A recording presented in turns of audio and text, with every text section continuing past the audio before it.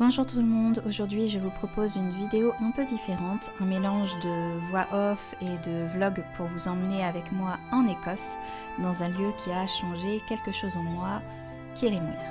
Cette petite ville ne vous dit peut-être rien et pourtant c'est le berceau de James Matthew Barrie, le créateur original de Peter Pan. Et si je suis allée là-bas, ce n'est pas par hasard, j'ai écrit un roman biographique sur cet auteur méconnu en France. Ce voyage était à la fois une quête de recherche et un hommage. Je suis arrivée à Édimbourg le 6 août 2025. C'était mon point d'ancrage avant de rejoindre Kirriemuir. Barry n'y a pas vécu longtemps, mais il a étudié à l'université d'Édimbourg. J'ai donc visité McEwan Hall, où se déroulaient les remises de diplômes à l'époque, et je me suis également baladée dans les ruelles de la vieille ville.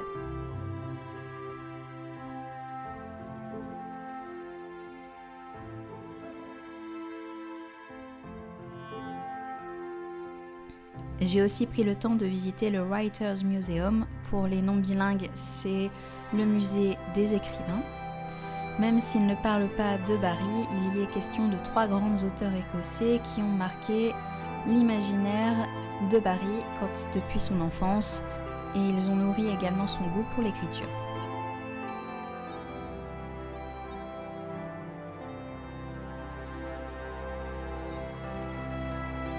Le lendemain, direction Kirriemuir. Depuis Édimbourg, j'ai pris un train jusqu'à Dundee, puis un bus local, comptait environ 2h30 de trajet au total. En chemin, je prenais des notes, des impressions, des images, des émotions utiles pour nourrir mon roman. Kirriemuir est une petite ville vallonnée, mais elle respire Barry à chaque coin de rue, une petite pépite, berceau de ce que sera Peter Pan, mais aussi l'ensemble de l'univers de Barry qui ne s'arrête pas au pays imaginaire. Pour ceux qui sont intrigués de savoir ce que J.M. Barrie a pu écrire d'autre, mis à part Peter Pan, je vous renvoie à une vidéo que j'ai déjà faite sur le sujet, sur les autres œuvres de Barrie que j'ai pu lire et qui m'ont marqué durant mes recherches et l'écriture de mon roman biographique sur lui. Le bon côté, c'est que la ville est pas très grande, tout peut s'explorer à pied sur une journée facilement. Par contre, la région est très vallonnée, alors n'ayez pas peur des montées. J'ai commencé mon périple par Coop. Ouais, pas top. Mais je tenais à acheter un petit bouquet de fleurs, vous allez vite comprendre pourquoi ensuite. Puis j'ai marché dans le parc de Peter Pan jusqu'au Camera Obscura. C'est un lieu construit et offert par J.M. Barrie à sa ville natale. Pour le remercier, il a reçu les clés de la paix de la ville. C'était en 1930. Sa renommée était déjà assise depuis plusieurs décennies. De base, cet endroit a été construit pour le cricket, un sport que Barrie affectionnait depuis longtemps. D'ailleurs, on voit clairement sur la grande étendue d'herbe les marques laissées au sol par les balises du cricket. Et visiblement, cet endroit a toujours la même fonction qu'à l'époque de Barrie, à savoir jouer au cricket. Il est situé du coup sur les hauteurs de la ville. De là-haut, on peut voir les collines d'Angus qui ont bercé l'imaginaire du petit Barry. J'ai pris quelques photos en chemin parce qu'il faut avouer que c'est joli quand même. J'ai eu la chance en plus de profiter d'un ciel plutôt dégagé et de ne pas avoir de pluie. Même si le vent pour le coup était là, il était bien présent, il n'y a pas de problème. J'ai profité des tables de pique-nique pour écrire une lettre où je me suis un peu bataillée avec le vent justement. Les feuilles avaient du mal à tenir en place. Tu peux te demander aussi pourquoi cette lettre, tu vas le savoir juste après, ça a un lien avec le fameux bouquet de fleurs dont je t'ai parlé. Faut savoir que cet endroit donne juste derrière le cimetière de la ville. Donc je suis ensuite redescendue par le cimetière pour déposer les fameuses fleurs sur la tombe de J.M. Barrie. Parce que oui, il y est enterré. Un caveau familial avec une stèle sobre comme voulu par l'auteur. J'y ai glissé donc du coup ma lettre hommage dans le bouquet. Elle a été écrite en français.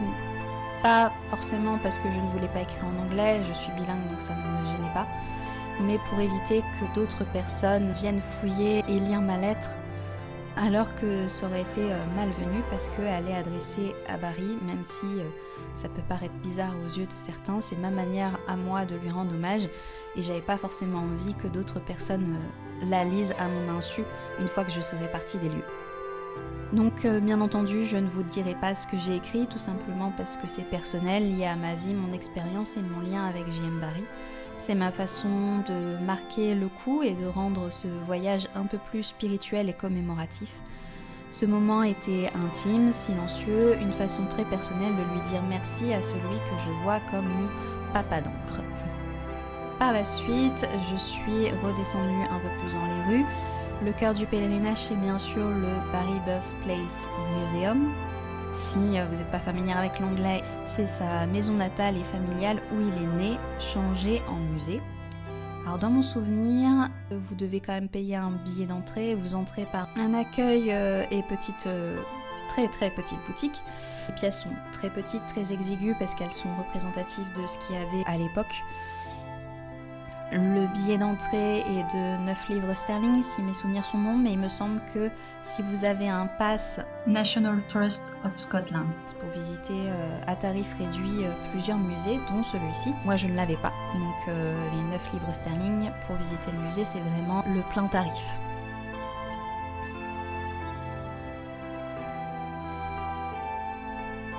Donc les pièces du rez-de-chaussée sont une exposition assez classique avec des objets, meubles qui lui ont appartenu, mais pas forcément qui ont été dans ce lieu.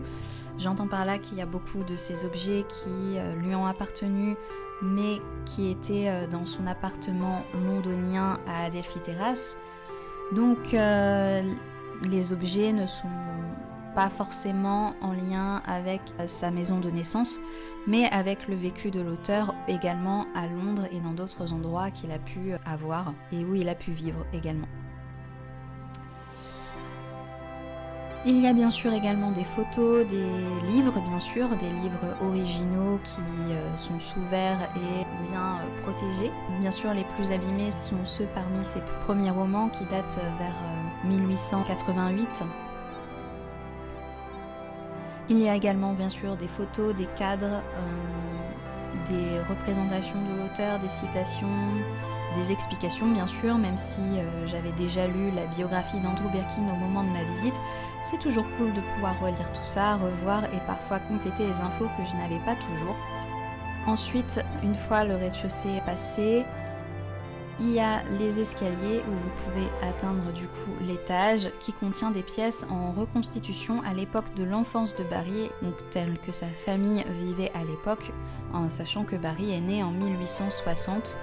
Pour la petite anecdote, oui, la cuisine est bien à l'étage, ce n'est pas un souci de montage de ma part, tout simplement parce que au rez-de-chaussée, à l'époque, Kirriemuir était une ville de tisserands et les ateliers de tisserands étaient au rez-de-chaussée, consacrés à la vie professionnelle du foyer.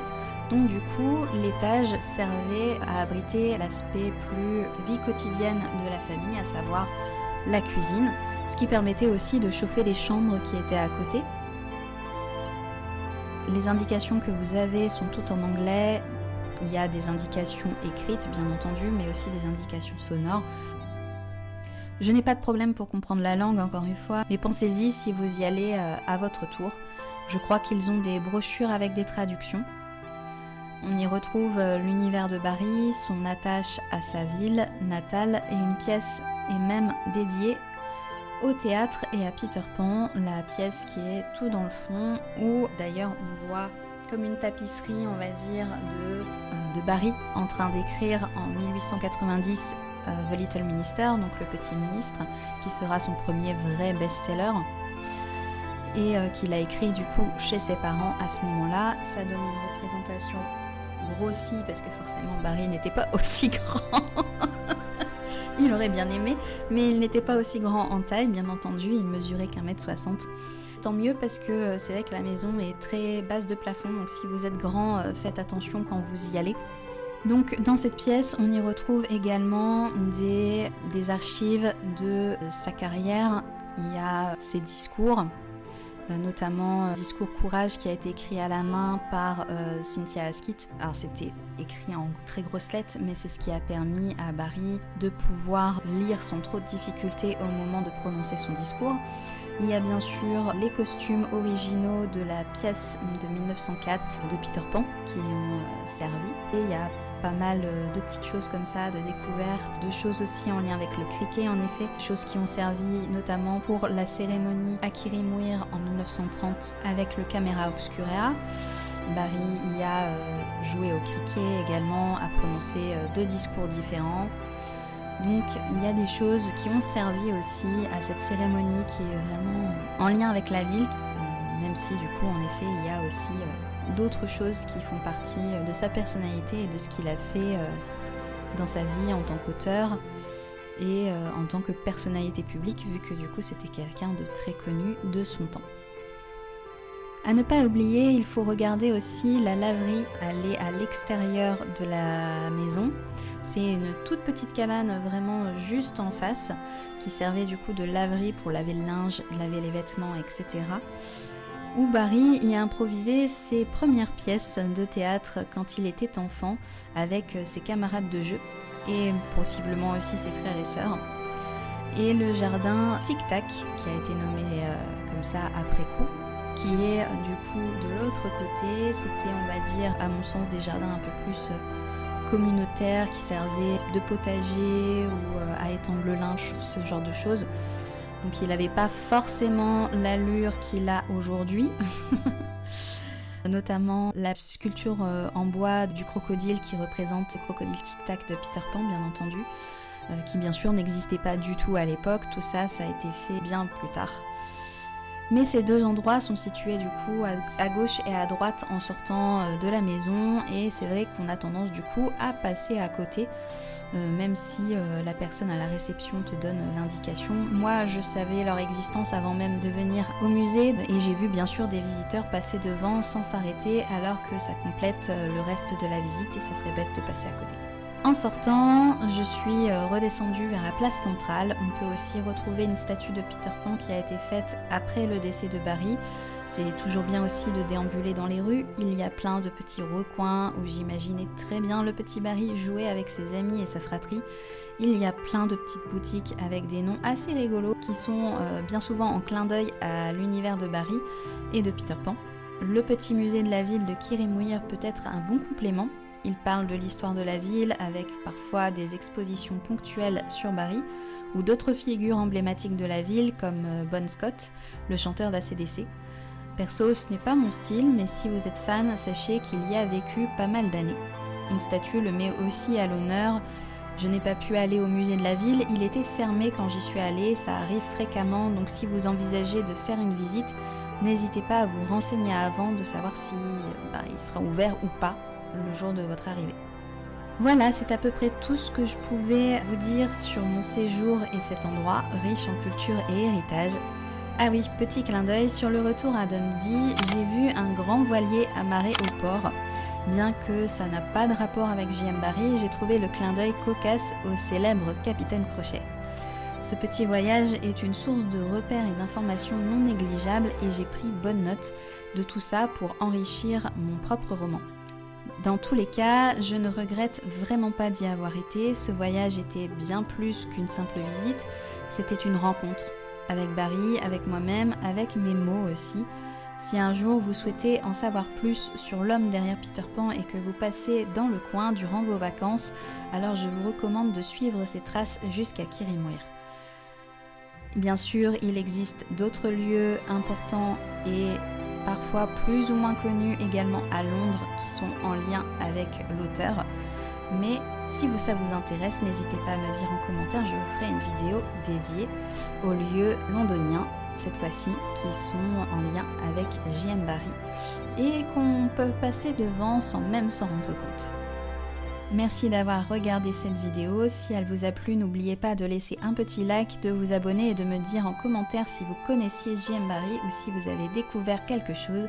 Et surtout, continuez de croire aux fées. À très vite.